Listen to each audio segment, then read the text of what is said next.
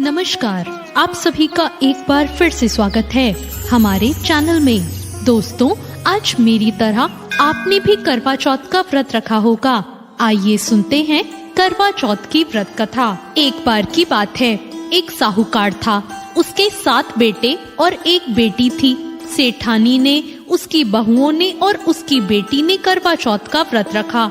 रात को साहूकार के लड़के जब भोजन करने लगे तो उन्होंने अपनी बहन से भोजन करने को कहा।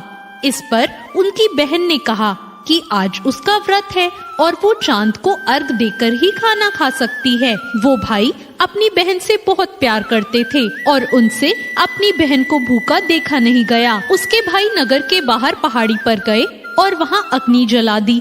अग्नि जलाकर वो अपनी बहन के पास आए और बहन को चलनी में से उस अग्नि का प्रकाश दिखाते हुए बोले, देखो चांद निकल आया है, तुम भोजन कर लो। उनके ऐसा कहने पर साहूकार की बेटी ने अपनी भाभियों से कहा, भाभी देखो चांद निकल आया है, आप भी अर्घ देकर भोजन कर लो।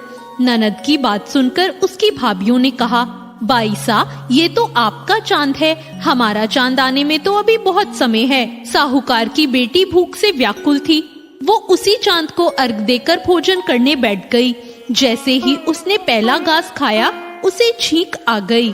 दूसरा घास खाते ही उसमें बाल निकल आया और तीसरा घास अभी खाने ही वाली थी कि उसके ससुराल से बुलावा आ गया कि उसका पति बहुत बीमार है और वो जिस भी हालत में हो तुरंत अपने ससुराल पहुँचे।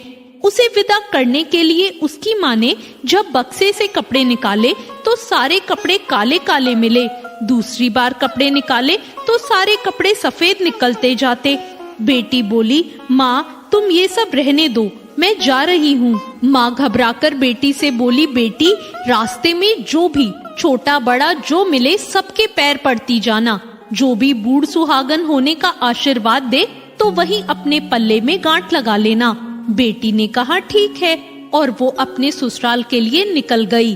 रास्ते में उसे जो मिला वो सबके पांव छूती गई। सबने कहा सुखी रहो, पीहर का सुख देखो और खुश रहो, ऐसा आशीर्वाद दिया। ऐसे में वो अपने ससुराल पहुंच गई। ससुराल के दरवाजे पर उसकी छोटी ननद खेल रही थी। जब उसने उसके पांव छुए तो उसने आशीर्वाद दिया, सौभाग्यवती रहो, पुत्रवती रहो, सुहागन रहो और बूढ़ सुहागन हो। ये सुन